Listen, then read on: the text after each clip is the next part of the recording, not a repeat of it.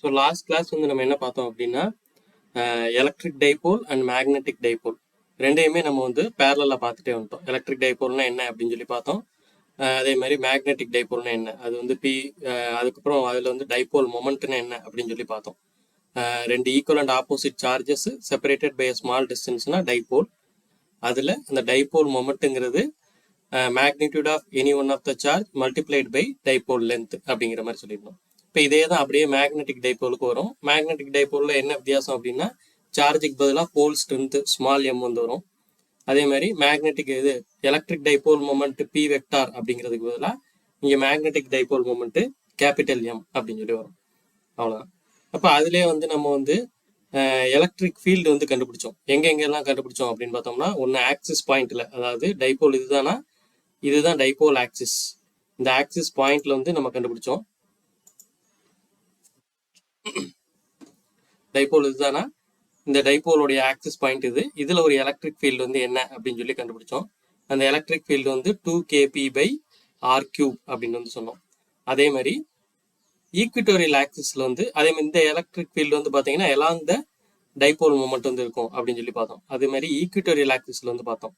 Equatorial ஆக்சிஸ்ல பார்த்த electric field வந்து kp/r³. அது வந்து opposite to the dipole moment வந்து இருக்கும் அப்படின்னு சொல்லி பார்த்தோம். அதுக்கடுத்து ஒரு ஜென்ரல் பாயிண்ட்ல வந்து எலக்ட்ரிக் ஃபீல்டு வந்து பார்த்தோம். இந்த ஜென்ரல் பாயிண்ட்ல இருக்கக்கூடிய எலக்ட்ரிக் ஃபீல்டு வந்து kp/r³ √3 cos² θ + 1 அப்படின்னு சொல்லி பார்த்தோம்.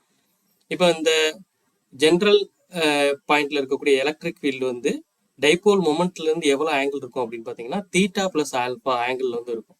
இதுல இந்த தீட்டாக்கும் ஆல்பாக்கும் உள்ள ரிலேஷன்ஷிப் வந்து tan α = ½ tan θ அப்படின்னு சொல்லியிருந்தோம். ஸோ இந்த மூணு இது வந்து இதில் பார்த்தோம். அதே மாதிரி பேரலா ஆக்சிஸ் பாயிண்ட்ல இருந்தா எப்படி அதனுடைய ஆங்கிள் இருக்கும், ஈக்விட்டோரியல் பாயிண்ட்ல இருந்தா ஆங்கிள் எப்படி இருக்கும், அதே மாதிரி ஜென்ரல் பாயிண்ட்ல இருந்தா ஆங்கிள் வந்து எப்படி இருக்கும், அப்புறம் அந்த ஆங்கிளுக்கான ரிலேஷன்ஷிப் இது அப்படியே பேரலா நம்ம வந்து மேக்னெட்டிக்கும் வந்து பார்த்து முடிச்சிட்டோம். அதுக்கப்புறம் ஒரு கொஸ்டின் சால்வ் பண்ணோம். இந்த கொஸ்டின் வந்து ஹோம்ஒர்க் கொடுத்தேன். இது ட்ரை பண்ணீங்களா?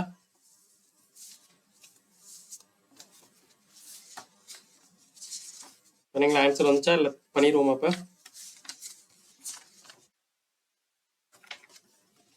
இப்போ செஞ்சிடலாமா?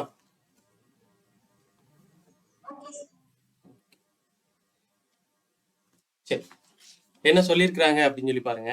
A dipole is placed along x-axis centered at origin O.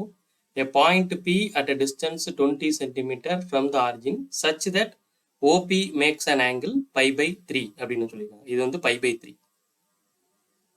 OP makes an angle π/3 with x-axis. The electric field at P makes an angle θ with x-axis.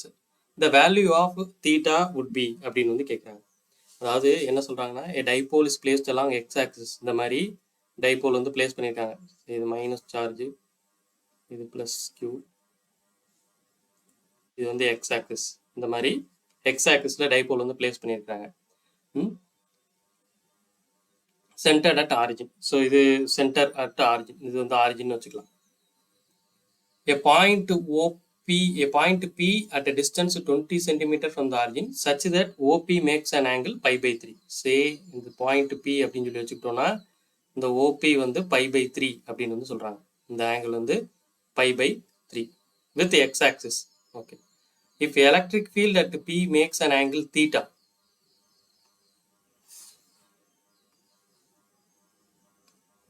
if electric field at P makes an angle θ with x axis, the value of θ would be அப்படின்னு வந்து சொல்றாங்க.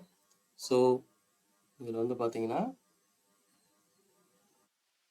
இந்த மாதிரி இதில் இப்படி டைரெக்டாக இப்படி போகும், பட் எலக்ட்ரிக் ஃபீல்டு வந்து இந்த மாதிரி இருக்கும் அப்படின்னு சொல்லி பார்த்துருந்தோம். இதுக்கு முன்னாடியே நம்ம வந்து இந்த மாதிரி கேஸ் ஜென்ரல் பாயிண்ட் ஒரு இதுதான் சொல்லியிருக்கிறாங்க. ஸோ ஜென்ரல் பாயிண்ட்ல வந்து பார்த்தீங்கன்னா இந்த மாதிரி இருக்கு, எலக்ட்ரிக் ஃபீல்டு இப்படி இருக்கு, ஆல்ஃபாங்கிற ஆங்கிள் இருக்கு. ஆனால் இவங்க சொல்லியிருக்கிற இது வந்து வேற. நம்ம வந்து இப்படி ஸ்ட்ரைட்டாக போகுது, இதில் எலக்ட்ரிக் ஃபீல்டு இ அப்படின்னு சொல்லி இவங்க என்ன சொல்றாங்க, if electric field at point P makes an angle θ with x axis. So இது எக்ஸ் ஆக்சிஸ், இதுல இருந்து தீட்டாங்கிற ஆங்கிள் வந்து இருக்கு அப்படின்னு வந்து சொல்றாங்க. Theta with x axis. இப்போ இந்த தீட்டா வந்து எவ்வளோ அப்படின்னு சொல்லி கண்டுபிடிங்க அப்படிங்கிற மாதிரி சொல்றாங்க. இப்போ இந்த தீட்டா வந்து எப்படி இருக்க போகுது, நம்மளுக்கு என்ன தெரியும், இதுல இருந்து இது வரைக்கும் π/3 அப்படின்னு தெரியும். இதுல இருந்து இது வரைக்கும் π/3 அப்படின்னு தெரியும். இதுல இருந்து இது வரைக்கும் ஆல்பா அப்படின்னு தெரியும். ஸோ இது π/3, இது ஆல்பா அப்படிங்கிறது நமக்கு தெரியும். ஸோ இதுக்கான ஆப்ஷனும் கொடுத்துட்றேன். ஆப்ஷன் எப்படி கொடுத்துருக்காங்கன்னு பாருங்க, பார்த்தோன்னே கண்டுபிடிக்கலாம். ஏ வந்து π/3, பி வந்து π/3 plus tan inverse of √3/2, C வந்து 2π/3, டி வந்து tan inverse of √3/2 அப்படிங்கிற மாதிரி இருக்கு. ஸோ இதில் பார்த்தோன்னா நம்ம π/3 plus tan inverse of 3/2 அப்படின்னு வந்து சொல்லிடலாம். ஸோ நம்ம இருந்தாலும் நம்ம கால்குலேட் பண்ணணும். ஸோ இந்த தீட்டா இங்கே வந்து பார்த்தீங்கன்னா இந்த கேஸில் theta is equal to π/3 plus alpha அப்படின்னு சொல்லியிருக்கோம். எனக்கு ஏற்கனவே தீட்டாக்கும் ஆல்ஃபாக்கும் உள்ள ரிலேஷன்ஷிப், அதாவது இந்த π/3க்கும் இந்த ஆல்ஃபாக்கும் உள்ள ரிலேஷன்ஷிப் நம்ம இதுக்கு முன்னாடி இதை தீட்டான்னு சொல்லி படிச்சிருப்போம். இந்த கொஸ்டின்ல வந்து இது ஃபுல்லாமே தீட்டா அப்படின்னு சொல்லி கொடுத்துருக்குறாங்க. ஸோ அதை கொஞ்சம் கவனமாக ஹேண்டில் பண்ணணும். இதுக்கு முன்னாடி நம்ம பார்த்தது பார்த்தீங்கன்னா இங்கே தீட்டான்னு சொல்லி பார்த்துருப்போம். இங்கே பாருங்க, இதுல இருந்து இது வரைக்கும் தீட்டா, அதுக்கப்புறம் ஆல்பா, அப்போ தீட்டா பிளஸ் ஆல்பா அப்படின்னு சொல்லி பார்த்துருக்குறோம். வெரஸ் இங்கே வந்து என்ன சொல்லியிருக்கிறாங்கன்னா எலக்ட்ரிக் ஃபீல்டே வந்து எக்ஸ் ஆக்சிஸ்லேருந்து தீட்டா ஆங்கிள் இருக்கு அப்படின்னு சொல்லிட்டாங்க. மொத்தமாக அதை தீட்டான்னு சொல்லிட்டாங்க. ஸோ இந்த தீட்டா குழப்பிக்கிற கூடாது.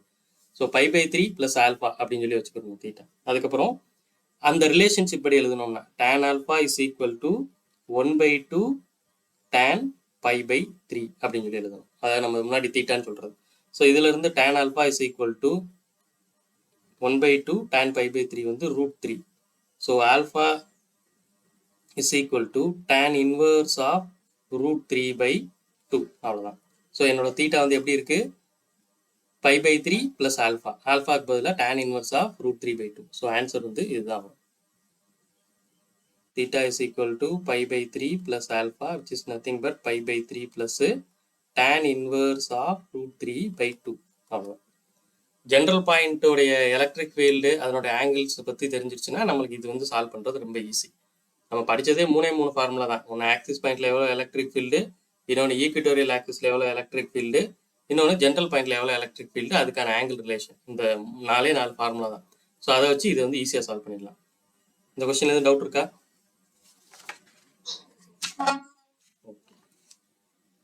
இப்போ நம்ம வந்து டைபோல் பத்தி படிச்சிட்டோம். டைபோல்கிட்ட சுற்றி ஆக்சிஸ் பாயிண்ட்ல எலக்ட்ரிக் ஃபீல்டு என்னன்னு சொல்லி படித்தோம். அதுக்கப்புறம் வந்து ஈக்விட்டோரியல் பாயிண்ட்ல படித்தோம். அதுக்கப்புறம் ஜென்ரல் பாயிண்ட்லாம் படித்தோம். இப்போ டைபோலை வந்து நம்ம என்ன பண்ண போறோம்னா ஒரு எலக்ட்ரிக் ஃபீல்டில் கொண்டு போய் வைக்க போகிறோம். டைபோல் எடுத்து கொண்டு போய் ஒரு எலக்ட்ரிக் ஃபீல்டில் கொண்டு போய் வைக்க போகிறோம். சரி, இதுதான் உங்களோட எலக்ட்ரிக் ஃபீல்டு அப்படின்னு சொல்லி வச்சுக்கலாம்.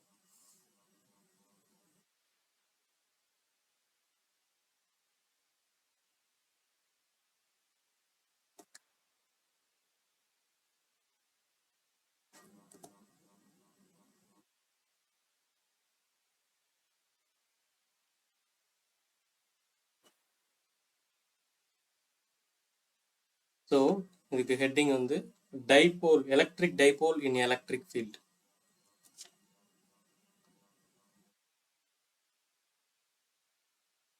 எலக்ட்ரிக் டைபோல் இன் எலக்ட்ரிக் ஃபீல்டு.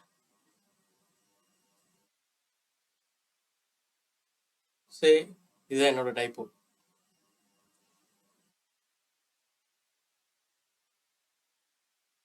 இதில் ஒரு பக்கம் நெகட்டிவ் சார்ஜும் இன்னொரு பக்கம் பாசிட்டிவ் சார்ஜும் வச்சுருக்கேன். இப்போ இந்த டைபோல் வந்து பார்த்தீங்கன்னா எப்படி வச்சுருக்கிறேன் அப்படின்னு பார்த்தீங்கன்னா, அந்த எலக்ட்ரிக் ஃபீல்டுலேருந்து தீட்டாங்கிற ஒரு ஆங்கிள் வந்து இன்க்ளைண்ட் ஆகி சும்மா வச்சுருக்கிறேன். இந்த மாதிரி இப்படி வச்சுருக்கேன். ஆக்சுவலாக வந்து இது எலக்ட்ரிக் ஃபீல்டு. இந்த எலக்ட்ரிக் ஃபீல்டு வந்து கான்ஸ்டண்ட்டாக இருக்குது. கான்ஸ்டன்ட் எலக்ட்ரிக் ஃபீல்டில் கொண்டு போய் வச்சுருக்கேன். இப்படி வச்சுருக்கும் போது என்ன ஆகும் அப்படின்னு சொல்லி பார்த்தீங்கன்னா, இது வந்து பாசிட்டிவ் சார்ஜ்.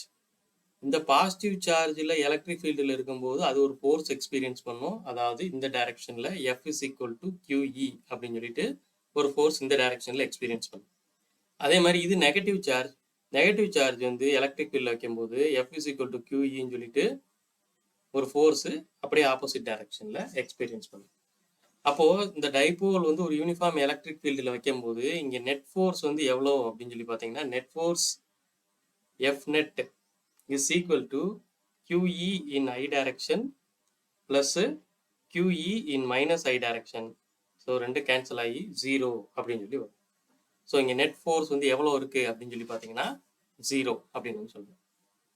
ஓகே, இப்போ ஃபோர்ஸ் 0வா இருக்குது. அப்போ இங்கே டார்க்கை பற்றி பேசணும். டார்க் வந்து எப்படி இருக்குது, இந்த நெட் ஃபோர்ஸ் 0 அப்படின்னா இது வந்து நம்ம என்ன சொல்லுவோம்னா, எஃப் நெட் வந்து 0 அப்படின்னா dipole means dipole is in translatory equilibrium அப்படின்னு சொல்லுவோம். Translatory equilibrium. இந்த டிரான்ஸ்லேட்டரி ஈக்குலிபிரியம் வந்து ரொட்டேஷனல் மோஷனில் பார்க்கலாம். இப்போதைக்கு இது வந்து டிரான்ஸ்லேட்டரி ஈக்குலிபிரியத்தில் இருக்கு அப்படின்னு வந்து வச்சுக்கோங்க. இப்போ அதுக்கடுத்து ஃபோர்ஸு 0. ஓகே, அப்போ இங்கே டார்க் இருக்கா என்ன அப்படின்னு சொல்லி பார்க்கணும். இப்போ டார்க்கை பற்றி பேசும்போது நம்மகிட்ட வந்து ஒரு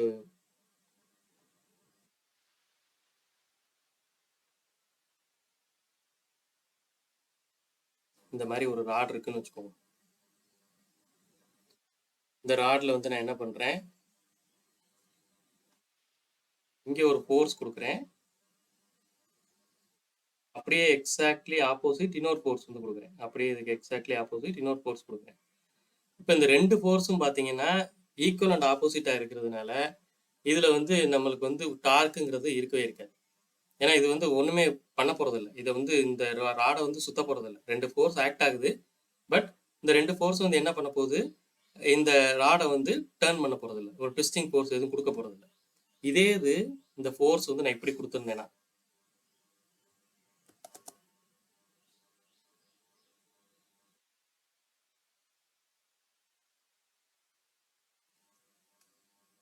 இதே இந்த ஃபோர்ஸ் வந்து நான் இங்கே கொடுத்துருந்தேன்னா, இப்போ இது ரெண்டுமே ரெண்டு ஃபோர்ஸ்னால இந்த ராடு வந்து சுத்துறதுக்கான வாய்ப்பு இருக்கு. ஸோ அப்போ இங்கே வந்து டார்க் இருக்கும். அப்போ ரெண்டு equal and opposite force separated by some perpendicular distance r, இது எஃப், இது எஃப். ரெண்டு equal and opposite forces separate இல்லாமல் சேம் லைன் ஆஃப் ஆக்ஷனில் வந்து சேம் லைன் ஆஃப் ஃபோர்ஸில் வந்து இருந்துச்சுன்னா அங்கே ரொட்டேஷனல் மோஷன் இருக்காது. வேற இந்த இடத்துல வந்து ரெண்டு equal and opposite force separated by perpendicular distance r அப்படின்னு இருக்கும்போது இந்த ராடு வந்து சுத்த ஆரம்பிக்கும். அப்போ இந்த இடத்துல டார்க் இருக்கு அப்படின்னு சொல்லுவோம். இந்த டார்க்குக்கான ஃபார்முலா தான் tau is equal to r into F vector அப்படின்னு சொல்லுவோம். R vector cross F vector அப்படின்னு சொல்லுவோம். Which is nothing but r F sine theta அப்படின்னு சொல்லி ரொட்டேஷனல் மோஷன் பிளஸ் லோயர் கிளாஸஸ்ல நீங்க வந்து படிச்சிருப்பீங்க. இப்போ அதே மாதிரி இங்க பாத்தீங்கன்னா ரெண்டு ஈக்குவல் அண்ட் ஆப்போசிட் ஃபோர்ஸ் எனக்கு இங்க இருக்கு. இந்த ஃபோர்ஸ் இந்த டைரக்ஷன்ல ஆக்ட் ஆகுது, இந்த ஃபோர்ஸ் இந்த டைரக்ஷன்ல ஆக்ட் ஆகுது. ஸோ ரெண்டு ஈக்குவல் அண்ட் ஆப்போசிட் ஃபோர்ஸ் எப்படி ஆக்ட் ஆகுது, இந்த மாதிரி லைன் இருக்கு. ஸோ இதுல வந்து இது நெகட்டிவ் சார்ஜ், இது பாசிட்டிவ் சார்ஜ். இதுல பாத்தீங்கன்னா ஃபோர்ஸ் இந்த டைரக்ஷன்ல ஆக்ட் ஆகுது. F is equal to QE. அதே force F is equal to QE அப்படியே ஆப்போசிட் டைரக்ஷன்ல ஆக்ட் ஆகுது. இப்போ இது வந்து தீட்டாங்கிற ஆங்கிள் எக்ஸ் ஆக்சிஸ்லேருந்து தீட்டாங்கிற ஆங்கிள் வந்து இன்க்ளைண்ட் ஆயிருக்கு அப்படின்னு வந்து வச்சுக்கலாம். இல்லை எலக்ட்ரிக் ஃபீல்டுலேருந்து தீட்டாங்கிற ஆங்கிள் இன்க்ளைண்ட் ஆயிருக்கு அப்படின்னு சொல்லி வச்சுக்கலாம்.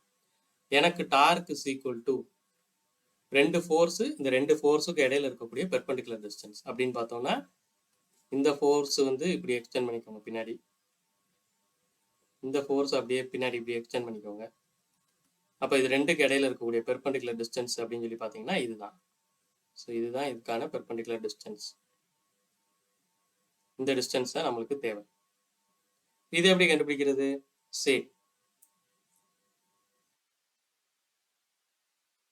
இப்போ வந்து பார்த்தீங்கன்னா இந்த டைபோலோட லென்த் வந்து நான் 2L அப்படின்னு சொல்லி வச்சுக்கிறேன். இந்த டைபோலோட லென்த் வந்து 2L.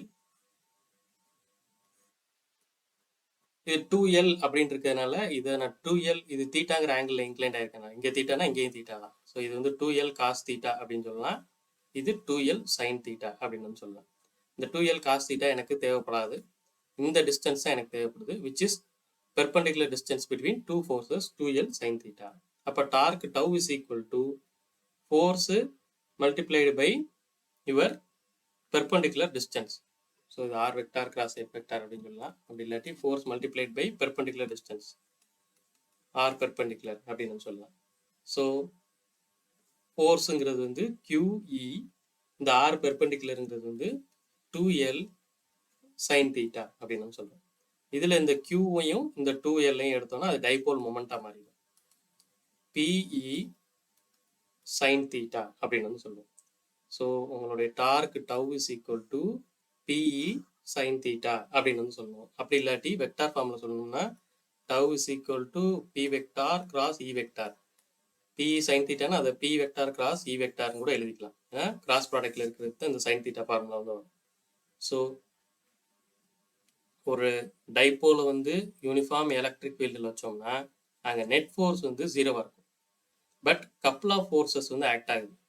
அப்படி ஆக்ட் ஆகும்போது அங்கே ஒரு டார்க் இருக்கும். அந்த டார்க் வந்து எவ்வளோ அப்படின்னு சொல்லி கேட்டிங்கன்னா பிஇ சைன் தீட்டா. அப்படி இல்லாட்டி P vector cross E vector. Tau vector is equal to P vector cross E vector அப்படின்னு வந்து சொல்லணும். So torque in dipole when it is placed in electric field அப்படின்னா பிஇ சைன் தீட்டா, அப்படி இல்லாட்டி P vector cross E vector அப்படின்னு சொல்லணும். இப்போ அப்படியே இதே இது மேக்னெட்டிக் டைபோல் அப்படின்னு சொல்லி போனீங்கன்னா என்ன ஆகும்? சிம்பிள், பேரலா அதையும் படிச்சுக்குவோம். magnetic dipole in magnetic field.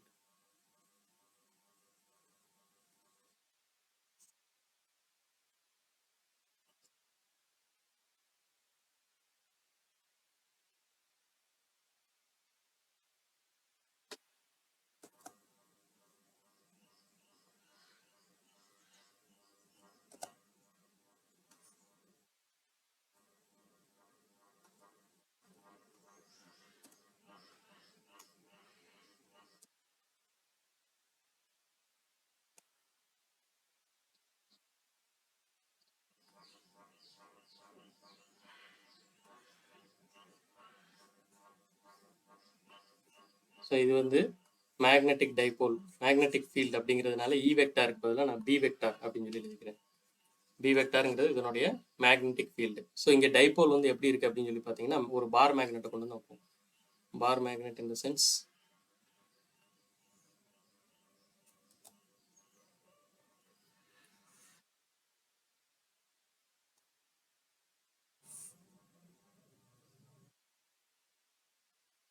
இது அதே மாதிரி ஏதோ ஒரு ஆங்கிள் இன்க்ளைண்ட் ஆகியே இருக்கட்டும்.